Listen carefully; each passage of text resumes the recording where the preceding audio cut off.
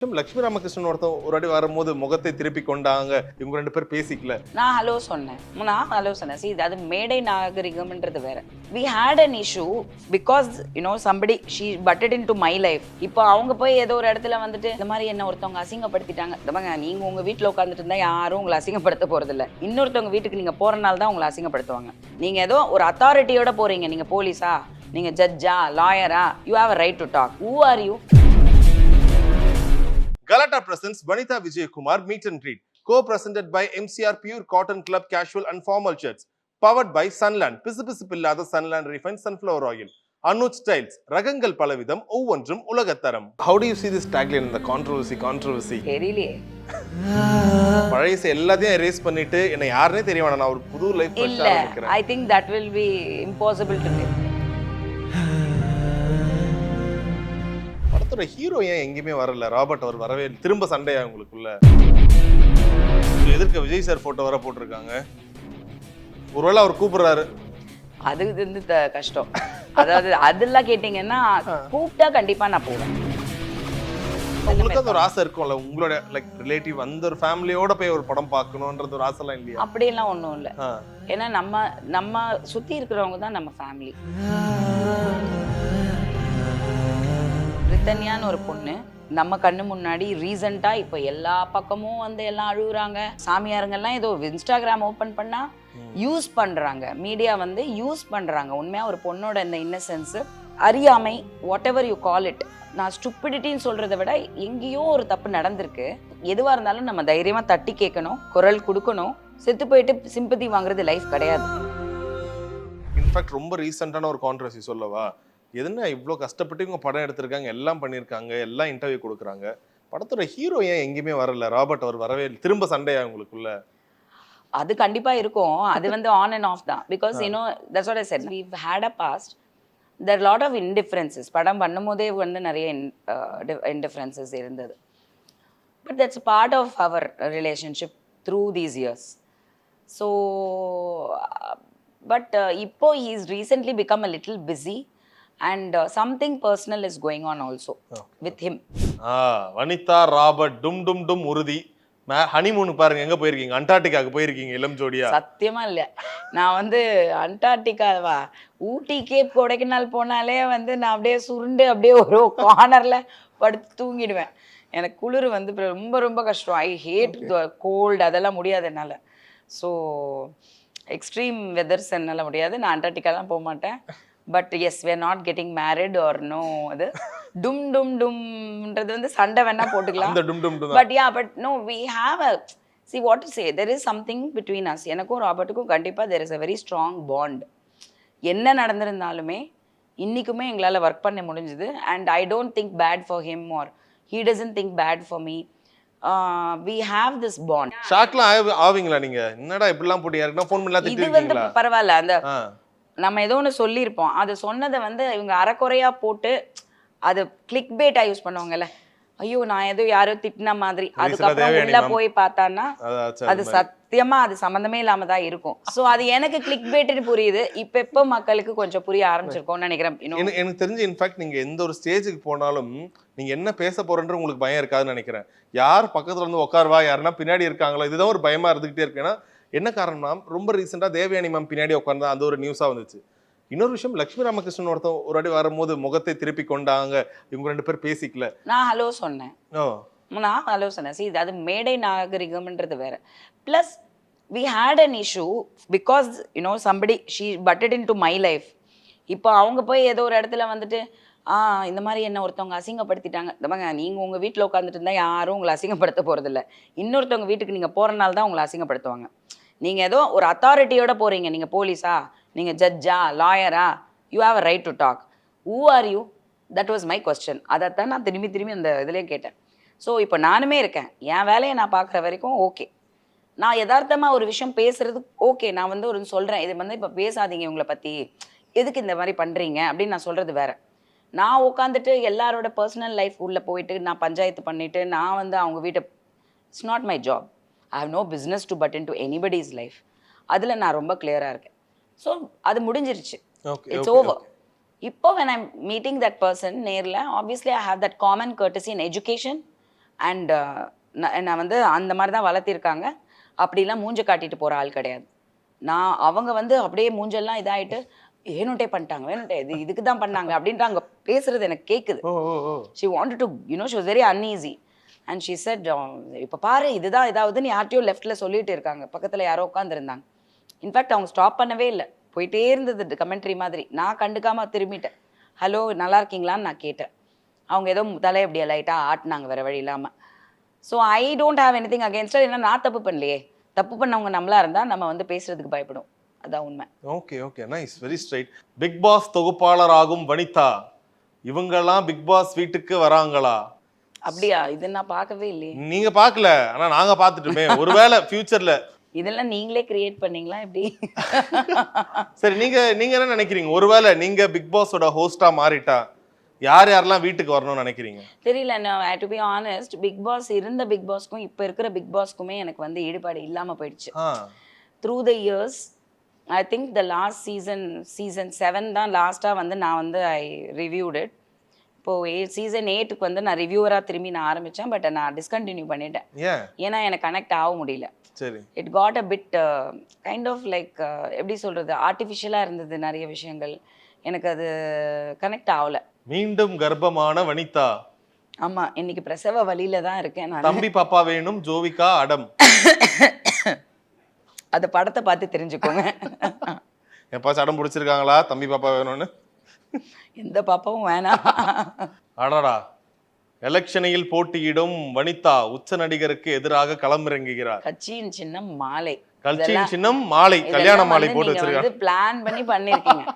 இதெல்லாம் யாரும் போடல. நான் எல்லாத்தையும் பாத்துருவேன். இதெல்லாம் வரவே இல்லை. அப்படியே பாப்பீங்களா இதெல்லாம் உங்களை பத்தி?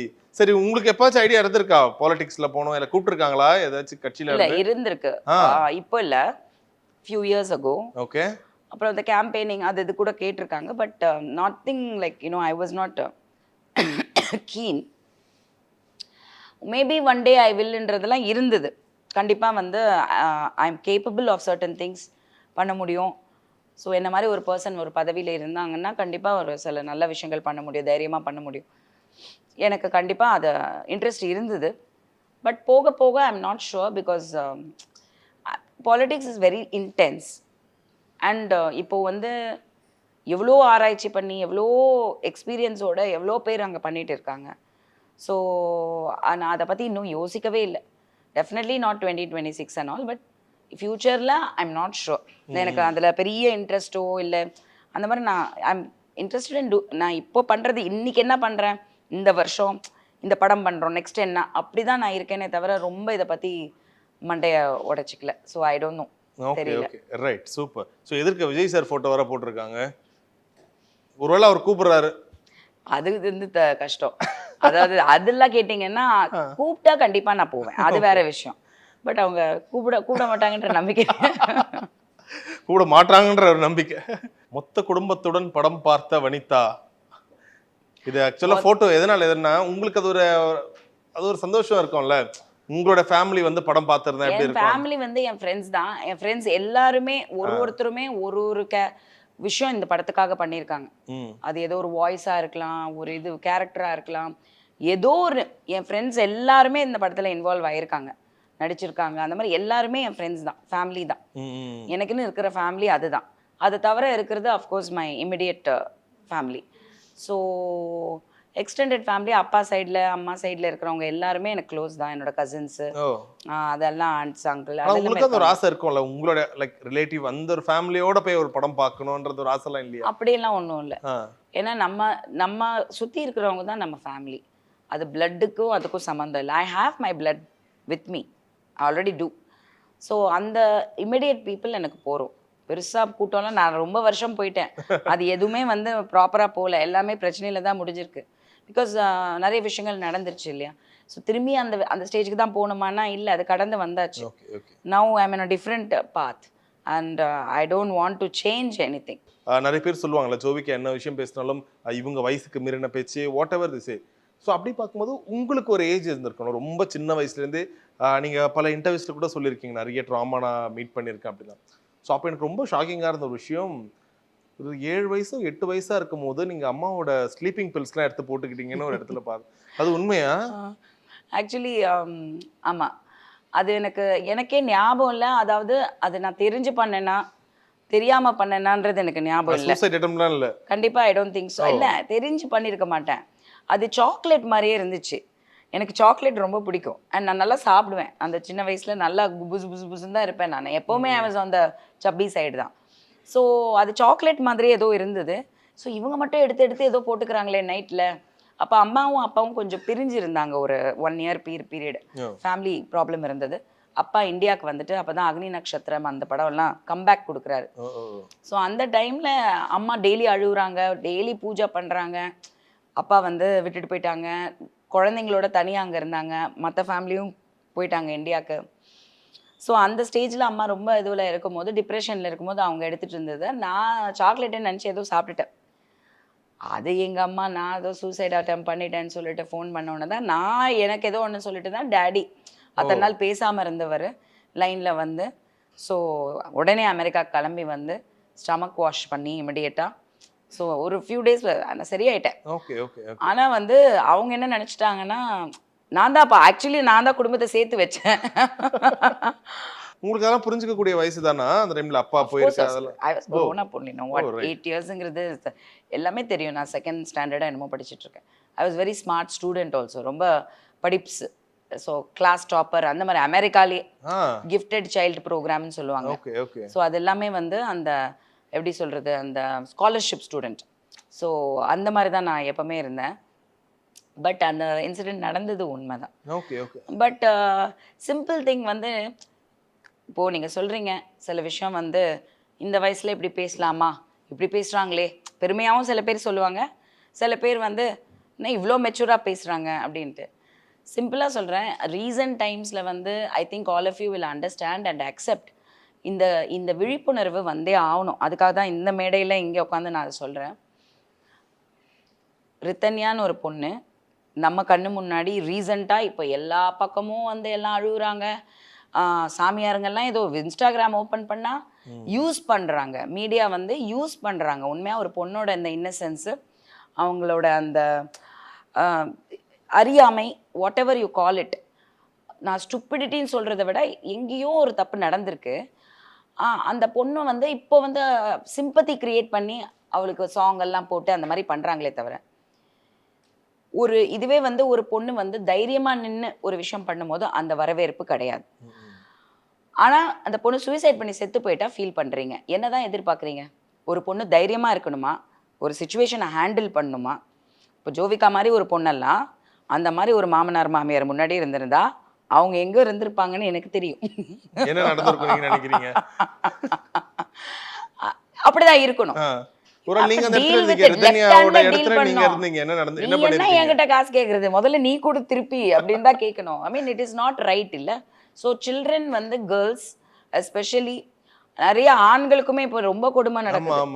ரீசன்ட் டைம்ல எத்தனை கொலை நான் ஏதோ பார்த்தேன். புருஷன் நிறைய பேர் வந்து போட்டு தள்ளுறாங்க, தெரியாம ஹஸ்பண்ட கொலை பண்ணிட்டு கள்ளக்காதலும் கூட ஓடி போயிடுறாங்க. இப்படி நிறைய கேஸ் பார்க்கணும். இது ஆண் பெண்ணுன்னு இல்ல.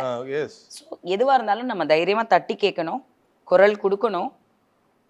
செத்து போயிட்டு சிம்பத்தி வாங்குறது லைஃப் கிடையாது. ஸோ இந்த மக்கள் வந்து பேசுகிறவங்க வந்து தே ஷுட் அண்டர்ஸ்டாண்ட். ஈஸியாக வந்து ஒருத்தங்களை வந்து நீங்கள் வந்து அதிகமாக பேசுகிறீங்க, இல்லை மெச்சூராக பேசுகிறீங்க, ஓவராக நீங்கள் அந்த சுச்சுவேஷன்லேருந்து அப்படி தான் பண்ணணும். வேறு வழி இல்லைன்னா உலகம் ரொம்ப கெட்டு போய் கிடக்கு. அதுதான் உண்மை. சரி, இன்ஃபேக்ட் ட்ரெய்லர் வந்த உடனே ஒவ்வொருத்தருக்கும் ஒரு மாதிரி இருந்துச்சு. அதில் ஒரு கமெண்ட் பார்த்துருந்தேன், எதனால இவங்க வந்து ஹீரோட பேர் அருண்னு வச்சிருக்காங்க, வேற யாருக்கையாச்சும் லைக் அருண் விஜய் சார் எடுக்கிறாங்களா இல்ல? சத்தியமா இல்ல. Because first of all Arun is my brother, but Vidya and Arun husband and wife. Okay. So வித்யான்ற கேரக்டரே வந்து எனக்கு யாருமே அப்படி நான் நினைச்செல்லாம் வைக்கல.